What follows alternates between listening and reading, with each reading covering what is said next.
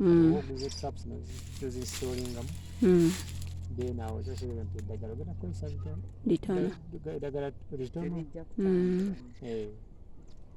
ate waliwo eddagala lyeba recommendinga export market si eddagala lyonna nti likozesebwa nedda tukozesa eddagala nga nimbasidain tukozesa eddagala nga Lala Force osobola oddigula anywhere ewatundwa eddagala waliwo anti kisinziira oba wali ewali duplicate of course waliwo wetu kati fe tulina soosi y'eddagala lyaffe zibijja kati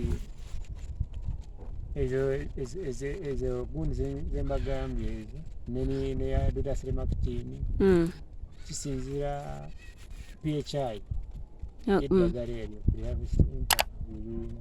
kati nga nimbasida erina 0 PHI eri organic terwa nnyo mu kirime terwa ku kirime naye ate era tekola nnyo kirimo ogitandika ebirime tebinaba kutandika tebinabeera bubi nnyo n'okyanguyira nga tebinatandika nnyo naye nga Lala Force yo esobola okukola bulungi era emalamu ennaku 3 ng'omaze ennaku 3 oba osobola okuddamu kati n'okola harvest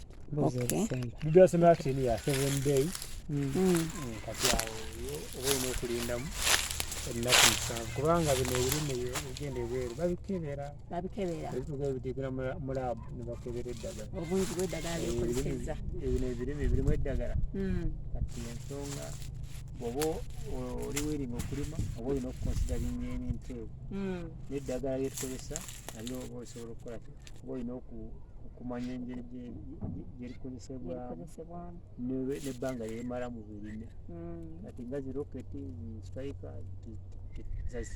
zisaipametrin ezo tuzikozesa mu birime bino kuba ziri strong ate zirongera sitinga mu birime so that means omuntu olabirira entulayo bulungi noteekamu butraps osobola obutafuulira ddagala lingi notaspendinga sente nyingi mu kulabirira n'olima n'obikka n'amudde ne gutameramera ku speed kati olwo bw'atuuka okutunda eka emu ng'agize ayinza kusubula kyenkana ki ye ate ne atundira ku kyenkana ki rafuli kuba manyira wadde zimanyi bbeeyi nazo kyukakyukamukko naye rafuli oyinza okumuwaako like a rough estimate tezitera nnyo entula tezitera nnyo okukka wansi wa 2-5 eyo eba kilo 1 kilo bwe ziba nga ziri nnyingi tezikka wansi wa 2-5 bwe zikka ebbeeyi 2-5 tezisobola kugenda wansi awo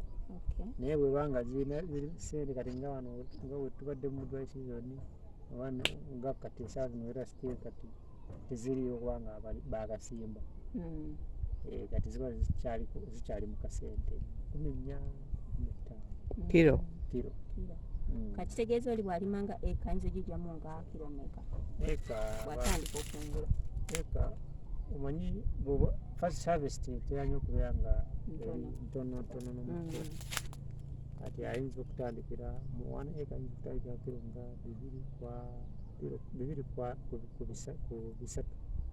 ku bisatu nate nga bwewanga ogirabye bulungi entula eno osobola okukungula emirundi 2 ku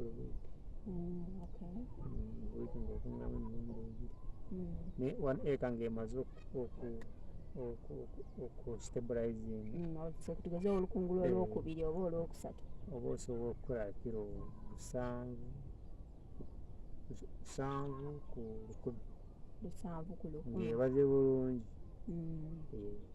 oba osobola okukola kilo ezo kuba kati bw'olaba kati ndowooza ogiraba kati netandisa okufiibwa ebimuli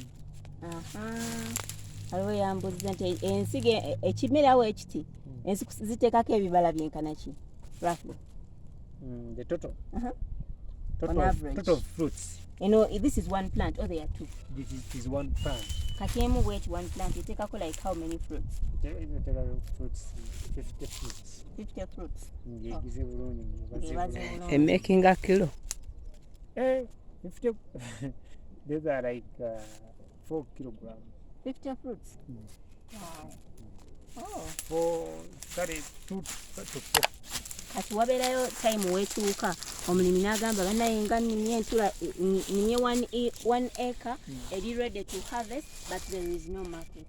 Anti ekyo kyenkunyumiddeko eri nga toyitidde mu mitendera emituufu naye kati bw'oba olimye nga lead farmer akumanyi ogamba entula zange zituuse okukola ki okutunda okunogebwa kati ye n'agamba noga otwale to certain company market ebaawo. So kati bw'oli bw'aba tannaba kulima yeetaaga neyeebuuzaawo ku lead farm oba kino kiri mu season oba ali asalire bulunyamu. Kiba kirungi okubuuza kubanga bino ebimera zino crops zirina season. Kale buli season baba bitwala naye waliwo season eziba nga biri high demand nga babyetaaga nnyo eri. Akati obeera olwadde season ezo nga weebuuzizza asobola okubuya nti oba oyagala kulima kasooka olime ku kiri kuba kati mu myezi 3 bajja mwetaaga nnyo akabeeyi kaba kakolekezi kalinyeemu osobola okukifunamu. Kale byebyo ebimu ku kati yentula yenkana kyoguma netudde ku 1.2